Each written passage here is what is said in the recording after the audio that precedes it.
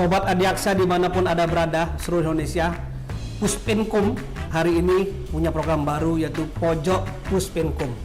Acaranya apa Om Deddy? Tapi bukan interview. Loh, kok bisa? Lagi nggak tahu. Jadi kalau begitu berarti ada dua nih. Nah, nggak ada narasumber. Hah? Bisa saling nanya. Aku bisa ditanya dong? Ya bisa dong. Namanya Puspinkum harus bisa menjawab semua tantangan atau pertanyaan dari masyarakat. Apalagi tamu kita hari ini yang spesial ini. Ya, gimana Pak? Tamu hari ini deh, Hah? dua wartawan senior. Wih. Wartawan loh yang suka-suka nanya kita loh. Nah. Sekarang gantian kita yang nanya deh. Iya. Biar tahu rasanya bagaimana ditanya itu loh. Iya, biar nggak nanya terus ya Pak. Nanya terus. Ganti yang ditanya sama kita. Tahu Oke. namanya siapa? Siapa, Yang Pak? satu sekarang ini ketua Purwaka, namanya Jam. Purwaka itu apa Pak? Harus dijelasin dong. Forum wartawan kejaksaan dan sudah terkenal, sudah ada di seluruh Indonesia. Oke. Nah, kalau nggak punya ID nggak bisa masuk ngomong-ngomong di kejaksaan deh, nggak Oh. bisa itu loh. Iya. Nah, yang kedua, ini wartawan senior. Siapa? Dia konon ceritanya udah ngepost puluhan tahun di tempat kita. Dari media mana Pak? Media Tempo. Oh. Ngeri kan? Namanya Pak Sukma. Ah, kasih tepuk tangan Pak dulu. Sukma.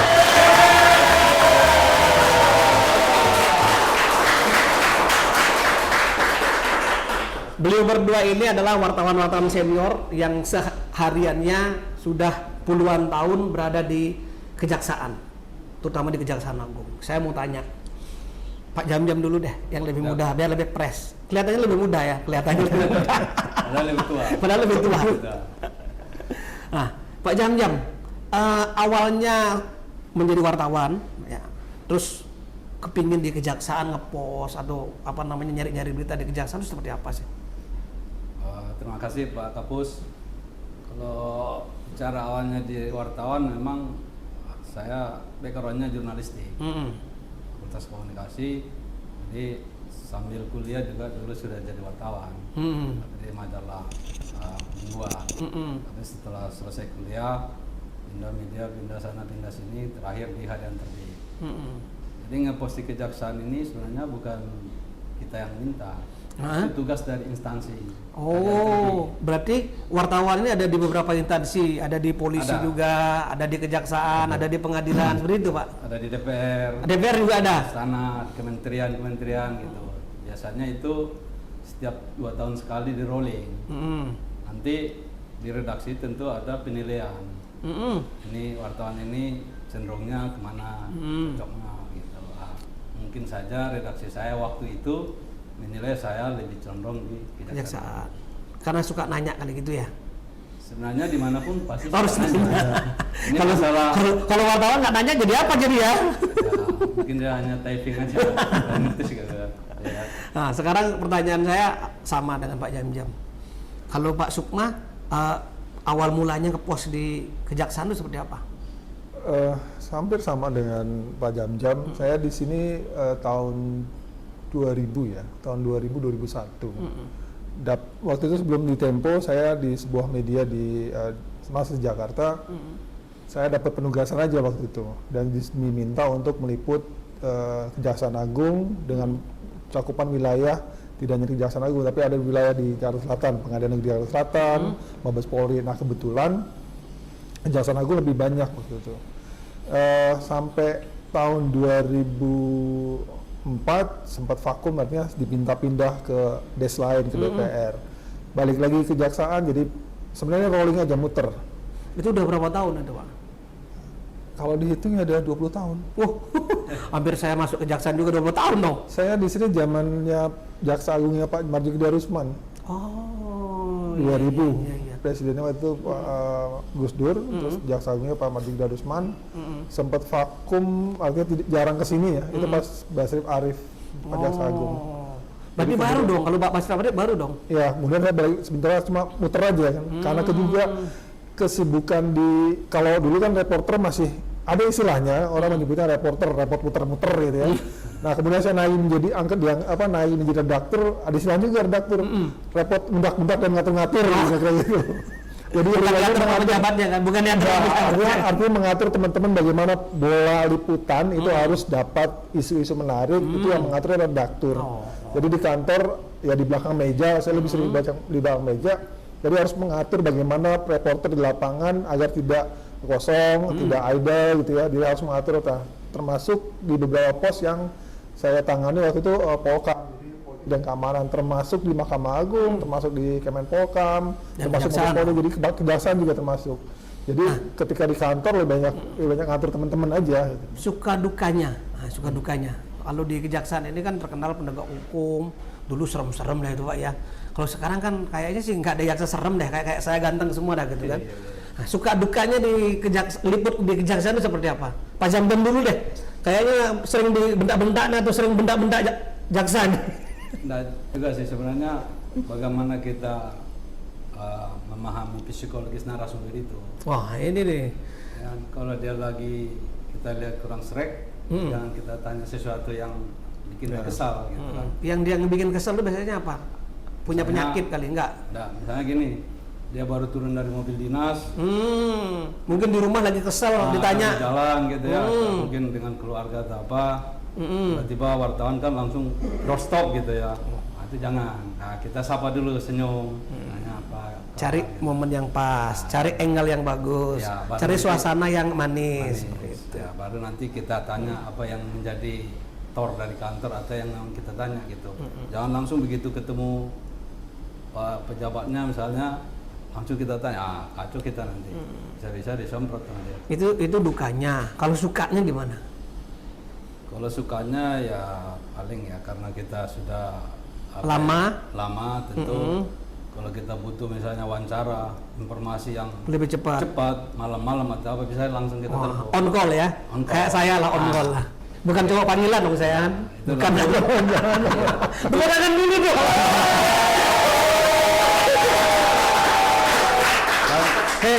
Jangan lama-lama, saya bukan cowok panggilan ya. Tapi ditelepon boleh. Untuk wawancara saya bukan cowok panggilan. Kan ada apa namanya itu pepatah mengatakan kenal maka sayang tak sayang gitu.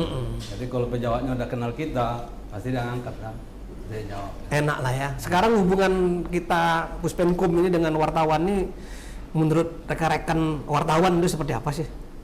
Alhamdulillah sih fine-fine aja. Fine ya, baik ya. Hanya kadang-kadang mungkin karena sekarang ini COVID, Ya. komunikasi kita Agak tersendat ya. agak terbatas gitu ya. Kalau dulu ya nggak ada jarak lah, ketemu selo Di mana aja ya. gitu. Kalau saya tiap hari ngopi di ruangan saya nggak apa-apa Pak Jam-Jam. Tapi bukan berarti saya tukang kopi loh. Boleh tiap hari ngopi. Nah, jangan sering-sering teman-teman ke ruangan. Tapi kalau apa. sering-sering benyok juga kan. Nah, ini pertanyaan saya. Sekarang di era transformasi digital, tentu COVID ini tidak menjadi alangan untuk Ya. alasan saya nggak dapatkan berita kan gitu. Kita bisa rilis kapan saja, bisa doorstop di mana saja, Ya. bisa typing di mana saja. Kalau wartawan tuh bisa kerjanya di rumah aja ya. Work from anywhere. Anywhere. Iya, work from anywhere. Jadi ada dua, ada work from home. Tapi kalau work from home buat kami itu agak ribet ya. Kenapa? Selama pandemi ini saya work from home itu malah lebih berat. Kenapa? Isi kepalanya bagi-bagi. Pagi rapat, ntar siang rapat. Ini kapan selesainya? Saya mau ketemu orang. Kapan saya dapat berita eksklusifnya? Kayak seperti itu. Kapan saya harus bisa minimal ngorek bahan yang ini harus bener sih seperti ini ya. Verifikasinya agak susah. Nah, ketika work from anywhere Ada kelemahan. lebih ada kelemahan. Ketika work from anywhere senangnya apa? Ya paling saya nenteng laptop atau nenteng tablet gitu ya. Saya bisa ketik di mana aja. Enaknya di situ. Work from anywhere itu membuat lebih ini. Tapi lagi-lagi tidak semudah dipikir karena work from anywhere batas waktunya semakin panjang dan benar-benar we work from 24 hours. Wah, ngeri nih. Kalau saya 26. Mas Dedi. Boleh nanya nggak? Oh, boleh lah. Kamu di sini bukan hanya duduk-duduk lihat-lihat saya dan nanya dong, gitu dong. Nanti nggak potong bayaran dulu. Silakan dulu, Om Dedi deh. Kalau itu bukan mereka kan bilang, "Wuh!" gitu. Ayo Om Dedi, silakan. Ya, Om. Pak Jam-Jam. Siap. Kita ngelihat bahwa pandemi itu berdampak untuk seluruh sendi kehidupan masyarakat. Ya tentunya juga untuk teman-teman media, untuk teman-teman wartawan.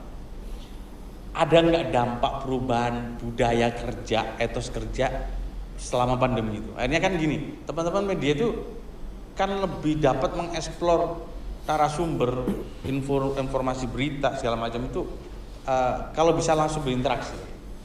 Dengan adanya pandemi kemarin hampir 2 tahun lebih sekarang, dampak perubahan budaya kerja itu terasa nggak sih? Ya sangat terasa ya, apalagi kita hanya mengandalkan handphone, gadget gitu, laptop gitu. Ya kadang-kadang seperti yang dibilang Bung Suma tadi, kecepatan dan akurasi informasi itu kadang-kadang tidak sesempurna yang kita dapat. Ya. Karena kalau kita interaksi langsung misalnya dengan Pak Jampisus atau Pak Kaput, kita bisa membaca gesturnya beliau ini berbohong nggak terhadap apa yang disampaikan itu. Tapi kalau Kecuali saya tidak pernah bohong kan. misalnya kan gitu. Ya kan kalau lewat gadget kan beliau hanya mengetik saja, langsung kita baca gitu ya. Yang kedua, dalam segi teknik penyajian berita juga kurang berwarna berita itu. Ya istilah kata kaku. Karena si wartawan itu tidak bisa lagi memprosesasikan apa yang dia Dan tulis mengeksplor itu. ya. Dan mengeksplor ya. Explore ya. Ya. Ya. Mas Dedi, ini ada program kita yang humanis, Mas Dedi. Ada RJ yang setiap hari kita follow up sama teman-teman media. Menurut Pak Jam-Jam ini, Ya, siap. nanti saya yang lain dia ada tanya juga sama Pak Sukma. Ya. RJ yang selama ini kita publikasi, menurut pandangan Pak Jam-Jam ini perlu angle seperti apa? Apa perlu ada perbaikan atau umpan baliknya seperti apa? Ya, kalau menurut pandangan kita sebagai wartawan ya, RJ ini sangat bermanfaat dan ini adalah sumbangsi dari Pak Jaksa Agung Burhanuddin Ya. yang positif Ya. dalam artian bagaimana beliau bisa cepat menjawab tantangan di masyarakat atau dengan Dinamika masyarakat. hukum dalam masyarakat ya. Itu bahwa hal-hal yang kecil saja harus dibawa ke pengadilan gitu. Ternyata dengan beliau langsung RJ-kan selesai kalau emang bisa, kalau enggak lanjut gitu. Cuman masalahnya gini Pak Kapus. Nah ini yang penting ini, masalahnya ini yang penting. Masalahnya ini sekarang saya banyak ngobrol-ngobrol dengan teman-teman jaksa dari Kajari. Di daerah ini memang tidak jadi kendala soal RJ. Tapi kalau di DKI batasan kerugiannya itu yang 2,5 juta. Ya, ini perlu didengar sama Pak Jambidung ini perlu dia. Yang ini sudah mau dievaluasi. Jadi betul katanya Pak Jam-Jam ini 2.500.000 ini kalau di DKI apa sih gitu loh. Iya, Bukan kita mengecilkan yang di daerah 2.500.000. 2,5 juta kalau udah berantem aja beli lakban udah lebih dari. Lalu bagaimana itu? Belum lagi masuk rumah sakit lagi ya kan? Iya, Nah, belum lagi visumnya. Kalau dia lapor polisi harus visum. Bayar lagi. Ini perlu jadi bahan pemikiran kita. Masukannya cukup bagus. Jadi kalau bisa, pandangan saya menurut saya RJ itu nilai itunya dilepas saja. Ya. Tidak usah ada non. Saya setuju itu. Main di tatanan ancaman pidananya. Ancaman pidana. Karena Tetap kalau ancaman pidananya 5 tahun atau besok mungkin 7 tahun mungkin masih bisa lah. bisa 7 tahun ke bawah gitu ya. Tapi kalau udah 340 kemudian berencana ya jangan Ya, jangan lah, cerita. jangan. Ada syarat-syarat khususnya lah. Ya ada syarat-syaratnya. Kenapa? Ini kendala kadang-kadang yang ditemui oleh teman-teman di kejaksaan. Ketika ada orang mau RC, dihitung ternyata nggak lebih 10 juta. Dengan publikasi kita cukup juga untuk mengedukasi kan masyarakat kan. Oh ternyata penyelesaian masalah tidak harus semua ke pengadilan dong. Ya. Bisa juga diselesaikan lewat jalur mediasi Ya. melalui pengadilan, mulai kejaksaan, melalui kepolisian. Itu penting kan kita harus pahami juga. kan? Malah itu direspon positif oleh Masyarakat ya. di yang sifatnya ini ya, yang barangkali Yang akar bawah lah gitu ya. Karena kalau dia nyawa pengacara lagi nanti kan lagi habis duitnya kan. Tapi emang hakikatnya gini Pak Kapus, bagus Pak Burhanuddin ini dari segi Pak Jaksa Agung. ya Pak Jaksa Agung, Pak Burhanuddin, kenapa? Dari segi penanganan perkara bisa simpel, Ya. sederhana, efisien, kan gitu. Jangan sampai nanti begini, dulu ada orang kehilangan ayam, habisnya kambing. Kambing. Kehilangan kambing, habisnya Habis sapi. sapi. Nah ini yang Pak Burhanuddin yang dipikirkan sehingga timbullah ide-ide RJ seperti Dan yang ini. kedua Pak, dari segi religiusnya, orang mendamaikan itu kan pahala. Ya. Jadi kalau orang berseteru, ya, Ya. berantem atau apa, kalau jaksa bisa mendamaikan itu Pahalanya luar ibadahnya, biasa. luar biasa itu. Nah, ini. Mendamaikan orang berseteria itu bagian dari iman. Nah. Kan gitu. Ini menarik ini. Ya, dan itu kan juga gini Pak, Pak kalau Sukman gimana, Pak Sukman? dari sisi kalau RJ dari sisi jaksa seperti itu ya. Ya. Kebetulan saya teman-teman di hakim juga banyak kan. Itu kan ada dalam undang-undang kehakiman adalah sistem peradilan yang cepat, murah dan berbiaya ringan. ringan. Ya. Nah, dengan cara seperti itu kan semakin memudahkan para hakim. Kalau sudah ketemu model seperti ini, ya buat apa berlama-lama? Kalau sudah lama udah ganti rugi ngapain ya Pak ya? Ya, jadi kalau menurut saya sudah sepantasnya sepatutnya dari jaksa sudah seperti ini, dari hakim juga lihatnya kalau memang garis atau rujukannya sudah jelas bahwa ini adalah sesuai dengan biaya cepat, murah dan berbiaya murah, ya sama kan. Apalagi undang-undang kejaksaan sekarang udah ngatur secara khusus mengenai itu dan sudah nggak ada masalah secara legalitas kan seperti itu. Nah, ini pertanyaan menarik ini. Sekarang ini kan lagi gencar-gencarnya ini di bidang Pitsus ini menangani tindak pidana korupsi gitu kan. Nah, pandangan dari teman-teman media, saya Pak Sukman, apa yang harus digali, apa yang harus dilakukan oleh saya selaku Kapus Penkum ini? Oke. Atau enggak bisa menyarankan juga kepada pimpinan juga masalah gitu. Baik, terima kasih Pak Kapus. Jadi gini, kalau saya melihatnya jaksa adalah eksekutif antenar. Nah, ini Eksekutif antenar adalah seorang yang bicara soal sebagai eksekusi, melaksanakan putusan pidana. Betul bahwa saat ini begitu banyak kasus korupsi yang ditangani baik oleh kejaksaan maupun oleh KPK. Tapi bagi orang di masyarakat yang seringkali menimbulkan pertanyaan adalah duitnya mana? pengembaliannya seperti apa? Duitnya mana gitu loh. Aset recovery. Mana ininya? Orang di deterrence atau pemidanaan sebagai unsur penjara. Oke. Tapi duitnya mana gitu kan? Selalu pertanyaannya begitu. Balik untuk mengembalikan apa gitu. Jadi kalau menurut saya mungkin harus dipikirkan adalah publikasinya bagus. Berapa kerugian negara, hasil audit, BPKP dan BPK dan BPKP sesudah kemudian diputus oleh pengadilan berkontrak tetap sampai kasasi sampai ingkrah sudah dieksekusi, eksekutan tenar kan, sudah dieksekusi orang yang masuk penjara, tolong yang dilihat sekarang ada duitnya untuk kembalikan untuk masyarakat rakyat. Yang paling terpenting bagaimana pengembalian keuangan negara. Pengembalian keuangan negara kan itu sudah diatur. Kadang-kadang kan gini juga Pak, kadang-kadang ada pemikiran koruptor ini lebih takut dimiskinkan daripada masuk penjara. Ya. Iya. Kalau menurut pandangan Bapak itu seperti apa? Kalau itu benar kan, sebagai user ya, artinya mendingan itu kan. Nah, ini tuh. Karena begitu dia keluar bisa nikmati juga hasil korupsinya gitu. Apalagi mohon maaf kalau boleh dikatakan di penjara sana sebenarnya mereka ngapain gitu kan. Hukuman badan udah diganti saja hukuman badan, yang penting hartanya tetap terjaga gitu kan. Maka yang paling terpenting di dalam penanganan tindak pidana korupsi ini adalah bagaimana melakukan aset tracing. Aset tracing yang bagus, maka aset recovery ini juga menjadi bagus kan begitu. Itu bagus itu sebenarnya. Kalau Digunakan juga sebenarnya sudah. memungkinkan TPPU kan. Ya, sebenarnya di undang-undang kita kan sudah ada kan. Kalau di kejaksaan sekarang ini balik nanya ya. Kita sekarang ini di kejaksaan di samping dikenakan TPPU, korporasi pun kadang-kadang dijadikan tersangka. Untuk apa? Untuk tadi di samping pengembalian juga ada penambahan kas negara nanti seperti itu. Recovery-nya. Nah, aset recovery menjadi lebih bagus. Bukan hanya nyari untung. Di sana sebenarnya. Rohnya di sana, betul. Ya, bukan kepada Di pikirannya. undang-undangnya sendiri kan sudah ada kan, pasal 33, pasal 34 kan sudah disebutkan kan. Pasal 45 Pasal 45 juga sudah ada. Ini udah mulai panas ini. Audrey mana? Audrey nih. Audrey mana? Audrey mana? Ini kayaknya nggak ada minum ini udah mulai panas ini. Kita minum Pak Audrey. Udah mulai panas. Kelas berat. Kelas berat. Kalau begini Pak Kapol. Kalau ini jangan ditemuin, nanti dia nggak bisa masuk lagi.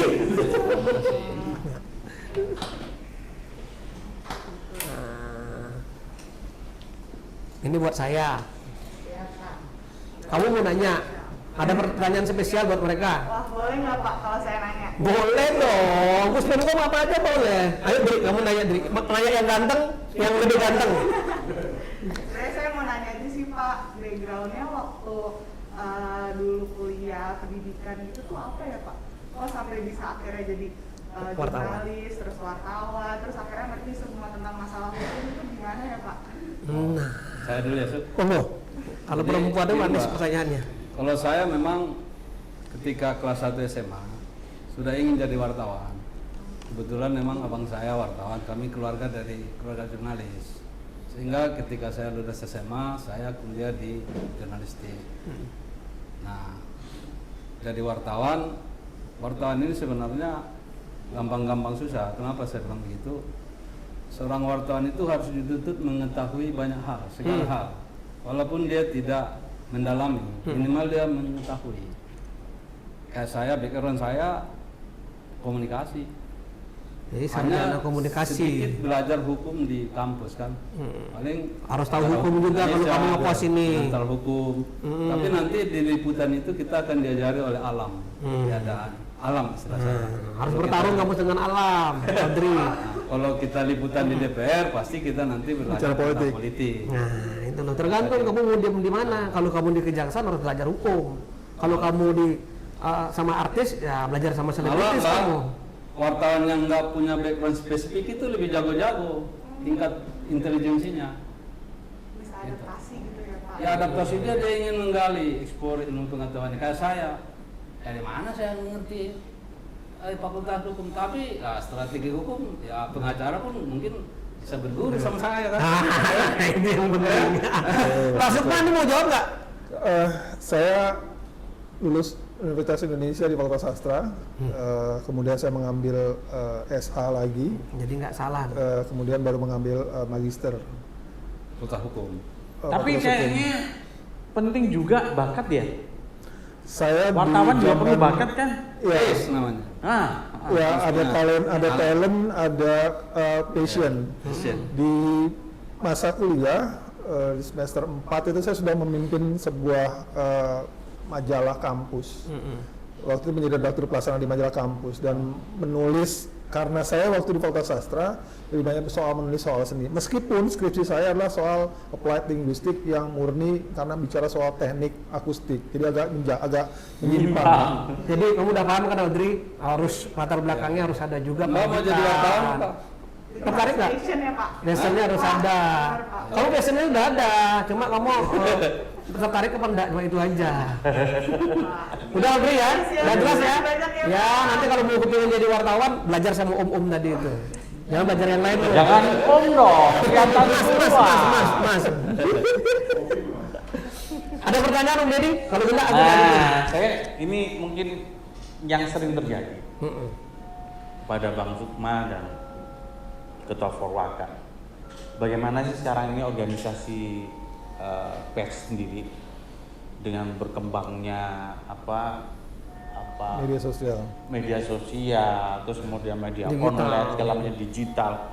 Nah sekarang itu masih banyak kan meskipun nggak semua, masih banyak wartawan-wartawan yang tanpa surat kabar, wartawan Iya. tanpa media online gitu kan. Nomor redaksional. Iya. Jadi kadang lebih berani kadang dibanding wartawan itu sendiri gitu. Nah, tapi Ini maksudnya wartawan nggak resmi gitu. ya nggak ngomong resmi. aja lah. Iya, Jangan jadi berbelit kemana-mana. iya. Nah, pertanyaannya Tuh. kan gini, Bang, bagaimana pengendalian terhadap teman-teman Nah. yang seperti itu? Oh, saya dulu sih Kak. Enggak. Jadi soal organisasi pers ini memang dulu kan cuma ada PWI, Persatuan Wartawan Indonesia. Oleh reformasi berkembanglah ada Aliansi Jurnalis Indonesia, ada Aliansi Jurnalis Televisi. Ini semua organisasi-organisasi pers ini rujukannya di bawah Dewan Pers. Nah, di Dewan Pers sendiri sudah mengatur wartawan itu harus Terverifikasi. uji kompetensi namanya. Iya. Ada ujuk kompetisi. Ada kayak saya kartu pemegang kartu utama. Kartu utama itu khusus untuk Pemret. Jadi nanti ada kartu utama, menengah, media gitu. Ini sudah diatur di sana. Jadi sebenarnya kalau mau tertib, Dewan Pers itu sudah berupaya gitu. Udah tahu ya siapa yang wartawan bodong, bodrek, Wadah. sama Media wartawan yang surat sudah kabar. tahu karena di sana sudah terdaftar, namanya terregistrasi. Terverifikasi. Terverifikasi. Kayak kami harian terbit sudah terverifikasi. Mungkin Tempo juga media Saya tanya sama Tempo. Tapi sebentar Pak Kapus, saya menambahkan sedikit. Menarik ini. Jadi, ketika bicara soal media yang terverifikasi, itu memudahkan Dewan Pers untuk mengetahui bila mana ada misalnya ini pemberitaannya menyerang, dalam artian menyerang itu tidak memenuhi cover both side. ada insinuasi. Itu Dewan Pers punya sebagai wasit, dia akan bisa lihat ketika ada masuk pemberitaan atau yang bersifat insinuasi tersebut, maka Dewan Pers akan memanggil.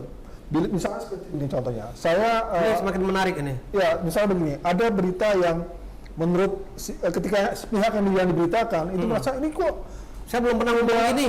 tidak pernah ngomong begini atau Tiba-tiba kok kok muncul gini. Nah, kemudian menjustifikasi insinuasi yang muncul. Nah, si orang yang dimaksud itu bisa mengirim surat ke Dewan Pers dengan lampiran. Tapi kalau Pertama sekarang sebenarnya- kirim surat kayak gitu kan agak lama. Kalau sekarang online. Tidak. Enggak. Ini pengalaman ya. Beberapa media kebetulan karena ada pemimpin kami yang di Dewan Pers itu cerita juga. Ketika dia masuk laporan itu, pertama adalah surat verifikasi ini dulu tanya apa hak jawab.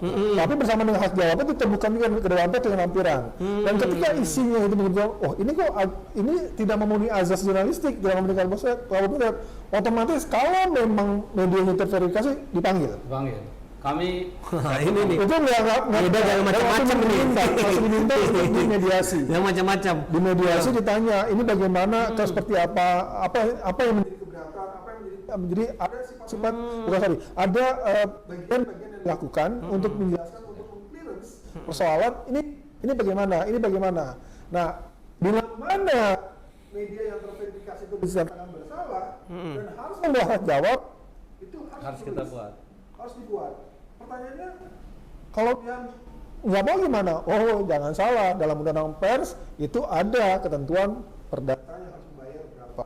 Dan pidana juga. Dan Dan pidana juga pidananya ada. Bisa dipidana dong. Di dalam Bisa, undang-undang bisa. pers bisa kelihatan. Bisa. Nah, ini nih pertanyaan saya nih. Kalau di hakim ada namanya hakim non palu. Jaksa ada namanya jaksa non toga. Nggak pakai toga. Nah, kalau di media pers itu istilahnya apa tuh? Ini bila mana ada satu kesalahan yang fatal atau kesalahan yang kira-kira bisa kayak tadi ya prosesnya begitu panjang rumit, wartawan kena masalah. Itu biasanya yang menjatuhkan itu internal ya kalau redaksinya gitu. Kalau untuk di Dewan Pers itu biasanya lebih kepada hak jawab atau permohonan maaf secara institusi. Cuma itu aja. Tapi kalau di internalnya itu non pena namanya. Wartawan non pena. Ya. Nah, ini Ya. menarik ini. Berapa tahun yang nggak dikasih pena dia? Bukan nggak dikasih pena Pak. Tidak boleh menulis. Nggak nulis. Kalau dia reporter tidak boleh mengirim berita atau menulis berita. Tergantung kesalahannya. Ada yang 3 bulan, 2 bulan, 1 bulan. Oh, ada yang sedang, berat, Ya. menengah gitu ya. Sama dengan kita lah ya. Ya. Wah, ini itu kan yang terverifikasi. Iya. Kalau bagi media yang nggak terverifikasi, Oke, good question. Kalau nanti bagi media yang tidak terverifikasi, biasanya yang bisa dilakukan adalah dia akan mengecek dulu ini badan hukumnya seperti apa.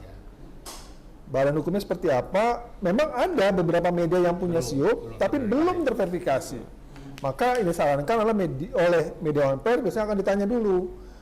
Maka ada bagian saya lupa namanya. Ada bagian yang menelaah ini dari sisi jurnalistik lah seperti apa, ini kelengkapannya seperti apa, akan diteliti dulu.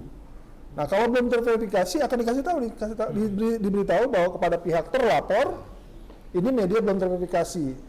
Tapi kami menjembatani, maka Dewan Pers menjembatani ini bagaimana. Tapi tetap dalam pengawasan Dewan Pers ya, kalau menurut saya. Meskipun ini belum terverifikasi. Belum terverifikasi kan karena apa? Biasanya belum terverifikasi misalnya, yang seperti itu bilang, UKW-nya tidak dilaksanakan. Ujian kompetensi wastawannya belum dilaksanakan, padahal sudah diberitahu, ayo dong, ini kan sebuah kompetensi yang dimiliki oleh seorang wartawan. Saya kebetulan saya tidak seperti jam-jam yang sampai utama, saya media. Saya mau ikut tapi saya pikir-pikir ya pelan-pelan aja lah gitu loh. Saya waktu itu diuntungkan oleh situasi. Nah, karena waktu itu Dewan Pers membuka untuk apa gitu. Jadi saya lihat karena udah saya redaktur, ya saya pilih sama dia aja gitu. Setelah banyak ternyata ditutup keran itu. Itu Bung Suma kena yang di itu. karena sudah keran. Ya, saya gitu. Saya Pak Kapus diuntungkan oleh situasi aja sebenarnya. Udah cocok jadi ketua lah ya. Nah, itu yang bisa dilihat kalau memang media itu belum terverifikasi, Maka Dewan Pers akan menyurati dan akan berusaha untuk jembatani ini baiknya bagaimana. Setidak-tidaknya yang pernah pengalaman itu adalah tetap harus dikatakan bahwa dia harus menjawab surat itu dan dimuat dalam media dengan seimbang. Saya 2 kali berhadapan di Dewan Pers mewakili harian terbit terkait dengan pemberitaan. Dan Dewan Pers ya sejauh ini profesional ya. Tapi mungkin harus ada perbaikan-perbaikan gitu di sana gitu. Dan kita laksanakan kalau memang kita dinyatakan melanggar kode etik gitu. Ini ada permasalahan. Kalau seandainya ada kesalahan berita, Ya. ya kan, sering sekali antara substansinya benar tapi judulnya yang ngawur, atau sebaliknya bolak-balik ada kesalahan berita. Sekarang ini karena pakai sistem digitalisasi, jadi agak sulit untuk menghapus berita itu, men-take down berita itu kan agak sulit, ada prosedurnya rumit. Kira-kira apa yang bisa kita lakukan seandainya dari media salah dalam menyampaikan berita, kita protes gitu, ternyata itu tidak benar, apa cukup dengan permintaan maaf tadi atau cukup dengan kita mengganti berita baru atau seperti apa? Ini pengalaman ini saya cerita sedikit di Tempo. Ya. Di Tempo itu bila mana ada kami punya grup di kantor itu ombudsman dan otokritik. Pak Sukma, Ya. ini pertanyaan yang sering kali kita alami ya sebagai institusi, apalagi penegak hukum. Banyak permasalahan ketika kita melakukan rilis, ternyata antara substansi rilis yang kita sampaikan itu berbeda. Ya. Kadang-kadang judulnya yang ngawur, kadang-kadang substansinya yang ngawur. Ini kadang-kadang kita ini yang membuat rilis ini mau kemana sih? Kok jadi begini gitu? Kok jadi begini? Pimpinan kita nggak suka, nggak happy gitu loh. Kok antara substansi dengan judul nggak nyambung kadang-kadang. Nah, ini permasalahan bagi institusi. Ya. Kira-kira apa yang bisa kita lakukan? Menghapus sebelumnya saya sedikit menggambarkan ada otonomi yang dimiliki oleh media, tetapi ada juga regulasi yang harus dipatuhi oleh institusi tersebut, dalam artian institusi pers ya, bahwa rilis yang muncul kemudian berbeda, saya menyebutnya dengan istilahnya ini dipelintir nih gitu ya. Pelintirannya ini seberapa jauh gitu yang harus dipastikan. Kadang-kadang lembaga tuh gini, jangan-jangan dibayar nih media nih. Muncul pada akhirnya kan muncul prasangka. Jadi wasangka yang muncul itu kan seperti itu. Nah sekarang pertanyaannya bagaimana bisa menetralisir sebuah berita yang harusnya yang sangat berbeda dengan rilis. Yang pertama adalah bisa dilakukan adalah meminta mengirim kembali dan meminta penjelasan. Tapi jangan lupa bahwa ketika diminta ke media yang terverifikasi atau media mainstream itu disertai ketembusan ke Dewan Pers. Disertai yang aslinya, rilis yang aslinya, kalimatnya seperti ini dan tidak ada perubahan.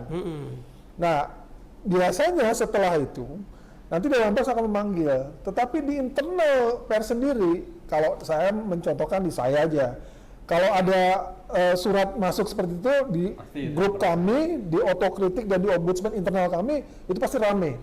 Ini siapa ini? Kenapa bisa berubah? Ini maksudnya apa? Ada satu tulisan di majalah Tempo 2-3 pekan lalu bahwa wartawan Tempo tidak boleh benar, tidak boleh salah. Tapi bukan berarti terus menjadi salah yang benar, enggak. Tetapi ini yang saya katakan, saya sebut tadi insinuasi, jangan sampai terjadi seperti itu. Betul yang dikatakan Pak Bos bahwa ini kenapa sih, ada apa sih, jangan sampai menimbulkan wasangka yang buruk soal itu. Gitu, berubah lagi kan. Karena dulu begini Pak, bad news it good news. Ya. Ketika ada sesuatu peristiwa yang jelek menjadi berita yang baik itu. Sekarang ya. pikiran kayak gitu kan sudah mulai kita tinggalkan kan. Gitu loh. Itu sudah harus Itu ditinggalkan. paradigma lama. Itu paradigma lama. lama. Sekarang itu good news is good news gitu. Nah, yang penting itu kan Fakta yang dimikir mau dibilang apa gitu kan. berita harus sesuai dengan fakta lah, objektivitasnya harus terjamin kan Ya. gitu. Mas Dedi, ini ada nggak yang kita korek-korek lagi nih? Saya ada satu pertanyaan tapi saya kasih Pak Dedi dulu deh. Ya, ini yang menarik. Karena kamu dibayar loh. Jangan sampai kamu udah ngomong aja nonton aku aja gitu loh. Honornya. Honornya lebih banyak dia daripada saya. Sebenarnya ini bukan apa ini resiko sebuah perkembangan zaman Pak. Sekarang kan banyak aplikasi yang menghimpun berita. Jadi kalau sekarang kan Kayak Tempo punya online juga, Tempo Ya. online segala macam. Hampir semua media. Hampir semua. Hampir Iya. semua ada. Cuman Ada Google News juga. ada yang cerdas menyikapinya dengan membangun aplikasi yang menghimpun atau menarik berita-berita dari media online tersebut. Mereka hanya nge-link aja ini, ya kan? Nggak saya sebutlah nama aplikasinya. Nah, cuman dengan kondisi yang terjadi adalah itu tadi masih banyaknya media-media online yang belum terverifikasi, belum terdaftar segala macam. Itu dampaknya tulisan mereka nggak bisa dipertanggungjawabkan. Ya. Nah, Ada berita sampah lagi. Nah, artinya orang yang katakan engagement orang untuk membuka aplikasi Tempo itu banyak gitu kan, Iya. besar, tinggi lah gitu. Iya. Nah, ya, sedangkan akhirnya dengan adanya aplikasi itu tersedia gitu pintu buat media-media yang nggak terverifikasi dan nggak punya Tersedot semua. kapasitas untuk menulis sesuatu yang dia asal aja nulis itu. Ya. Kadang dengan angle pemberitaan yang judulnya sama isi nggak cocok. Nah, terhadap aplikasi itu sendiri apakah ada upaya Aturan. dari Dewan Pers untuk menertibkan atau mengatur? Karena saya melihat mereka sepertinya ada di tengah sisi gitu. Jadi Kayak mastermind ya. iya, jadi kayak nggak ada diatur dari celah-celah hukum itu hadir itu. Gimana menurut Pak Sukma? Baik, ini memang persoalan yang masih terus berkembang, memang tidak seperti membalikan tangan. Beberapa aplikasi berita yang muncul di media sosial, baik itu mainstream ataupun bukan yang mereka buat sendiri, ini menjadi tantangan. Nah, lagi-lagi saya akan mengatakan bahwa Dewan Pers itu seharusnya memang bisa mengajak untuk bisa menetralisir ini medianya seperti apa, memenuhi unsur cover bahasa atau harus seperti apa. Tapi jangan lupa juga bahwa di sini kan ada Kementerian Kominfo, Kementerian Komunikasi dan Informatika. Nah ini harus sebenarnya kalau menurut saya bukan berarti mengekang ya. Orang kan boleh untuk berekspresi menggunakannya, tetapi please bertanggung jawablah terhadap sebuah yang dia tulis. Dan ini dia sampaikan. yang dia sampaikan, yang dia tulis dan disampaikan. Dan ketika disampaikan itu mempengaruhi opini. Nah di sini ya sekarang ini memang sudah harus menata kembali mana yang harus benar-benar terverifikasi, mana yang benar-benar diciptakan. Kalau di saya sebagai contoh ya, kalau saya di media Tempo Online, di kami itu ada namanya ombudsman internal dan otokritik internal. Ketika berita itu salah, segera harus diperbaiki dan tidak boleh mengada-ada dan tidak boleh bohong. Artinya begini, ketika berita itu diubah, di bawah dicantumkan ada catatan. Kayak footnote lah kalau kita bikin Footnote-nya seperti itu, catatan pembahasan harus dicantumkan bahwa ini mengalami perubahan judul, sesuai tidak menjelaskan judul yang sesuai dengan rilisnya pada jam sekian, pada hari sekian dan jam sekian. Oh, Bawahnya tapi ada. aplikasi itu merugikan nggak sih, Om? Nah, merugikan via media online itu sendiri nggak sih? Artinya gini, orang lebih suka buka lewat aplikasi, Memang bukan ada- lewat betul. ke Tempo langsung gitu. Jadi Betul. lewat jendelanya gitu kan. Ini sebentar ya Pak. Memang sebenarnya di kami sendiri juga Menarik, ini dulu nih. banyak protes terhadap aplikasi-aplikasi yang mencomot berita aslinya. Dia kan. Itu kan memang menjadi ya. Di kami pun itu udah sering dibahas. Dan tim hukum kami di kantor itu selalu mengingatkan kalau memang ada seperti itu di copy paste, kemudian dikirim dan diingatkan Anda mengambil berita kami secara mohon maaf ya dalam bahasanya ilegal. Itu ditegur seperti itu. Ya, Dan dong. itu diingatkan kembali ke Dewan Pers bahwa tolong dong ini Anda mengambil berita cuma copy paste ceplok aja begitu, tolong ini kan ini hak kami kan, ini adalah hak cipta kami di dalam mungkin banyak ya yang lain gitu kan. Permasalahannya Ded, kalau kita buka aplikasi itu yang kamu maksud, itu Rp5 kali Nah, berapa ribu. Saya Itu. pada ini Itu. saya ingin menambahkan Pak. Iya. Gimana Mas Ajam? Kebetulan saya agak memahami sedikit soal Google Action itu. Dia kan hanya melihat apa yang menarik dari judul itu, muncul dia kan itu. Makanya dia copot-copot lah dari segala berita itu kan. Nah kalau media-media yang sudah teruji akurasinya, 5W1-nya, kode etik jurnalistiknya, pasti dia hati-hati terhadap judul dan tubuh berita. Kalau media-media online yang tadi Pak Dedi bilang, dia suka dia aja, entah dia bikin judulnya apa Iya. tanpa mengenal norma, etika lagi. Yang penting menarik aja menurut dia, sehingga diambillah sama aplikasi yang tadi. Solusinya menurut saya Pak Kapus sederhana ini. ini perlu disampaikan juga ke Menko Info, ke Kapolri dan juga Kejaksaan. Bagaimana 3 institusi ini duduk bersama, Apalagi jasa membahas punya masalah aplikasi itu. Karena dia kan mengambil itu untung dia, seperti Bapak bilang tadi. Setiap Ketika dia tulis, klik, so, Rp5. ya kan gitu, ya kan? Kalau dulu kalau nggak salah dia juga berlangganan dengan media-media yang diambil. Dulu sepengetahuan saya, tapi apakah itu lulus saya nggak tahu. Ya. Kalau Kalau- gini, secara jurnalistik kita nggak tahu dia masuk apa nih aplikasi ini, produk jurnalistika atau memang dia perusahaan apa gitu loh. Nah, itu, Dad, Ini fungsinya perlu jadi catatan. fungsinya kita punya pengawasan multimedia itu, Dad. Nah, Kita di Ya. undang-undang kita sudah ada bahwa kejaksaan punya kewenangan mengawasi multimedia. Salah Jadi- satunya adalah ini masuk. Pak Masuk Kapus, itu barang. Pak Kapus, kembali kepada hakikat daripada kepolisian dan kejaksaan untuk menjaga ketertiban umum. Kalau nggak tertib jadi kacau kan. Orang baca, Betul. masuk aplikasi, ya. Tapi kalau saya mungkin agak beda ya Pak Kapus, sama Pak Sukma. Kamu udah boleh beda. Kamu ini kan bukan yang diwawancarai. Kamu yang wawancarai. Maksud saya gini Pak, Jangan sampai kamu pintar sendiri. Ya ada, udah, ya udah, ada aplikasi itu sebenarnya yang dirugikan kalau menurut saya itu teman-teman media loh. Belum tentu. Oh belum tentu ya? Oh, maksud saya yang keberatan seharusnya Dewan Pers kayak gitu. Enggak. Enggak. Nggak bisa dalam keberatan. Diingatkan Dalam saja keberatan. bentuknya. Yang keberatan itu orang yang diberitakan itu. Misalnya Pak Dedi diberitakan oleh harian terbit, ya masuk aplikasi. Pak Dedi keberatan ke harian terbit dulu, tapi ketika di sana bisa buka lagi. Makanya ini aplikasi ini sebenarnya harus dirapikan, Ya, ditertibkan. saya setuju itu. Nah, harian terbit juga dirugikan berapa? Nggak dirugikan. Dengan sendirinya kami teriklankan secara tidak langsung. No, dia nggak rugi. Nah, Makanya rugi. Ada sponsor, ada sponsor. Iya kan, iya. secara langsung, secara tidak langsung nggak Dia rugi. sudah ada take and give. Nah, Kamu nggak usah protes. bukan Pak, ya. bukan. Bukan teknis. Secara tidak langsung, media itu nggak akan dirugikan, karena nama medianya akan terpublik ke seluruh dunia kan. Oh, berarti Cuman yang dirugikan kan yang kan? jadi korban atas berita itu. Ya, oke. Gitu loh. Maksud saya yang menjadi korban itu apakah institusi Ya. atau toko, Atau individu. perorangan ya. Nah, makanya kepolisian sama kejaksaan Harus ya ingat ya. pintar-pintarlah diskusi mengatasi aplikasi ini. Seperti apa Oke. solusinya gitu. Nah, ini pertanyaan saya terakhir, Dan. Sebelum kita tutup, Iya Pak, siap. saya kepingin mendapat tanggapan atau saran lah, bukan tanggapan. Selama ini kerjasama dengan kejaksaan, lama ini Puspenkum ya, Ya. teman-teman media ini sudah lama berkolaborasi. Apa yang perlu kita tingkatkan ke depan untuk kejaksaan lebih baik, pemberitaan lebih hebat, publikasi lebih jos. Nah, apa yang perlu kita tingkatkan? Pak Sukma dulu deh. Sukma dulu. Kayak Pak Sukma lihat saya gitu loh. Kayak saya punya utang banyak gitu loh. Tepuk tangan dulu Pak Sukma dong.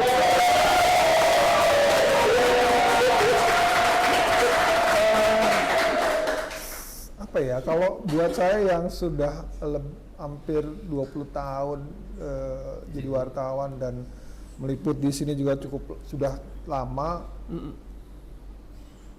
mungkin lebih banyak pada satu apa menyebutnya ya, sebuah keterbukaan ya, lebih baik, Transparansi. transparansi.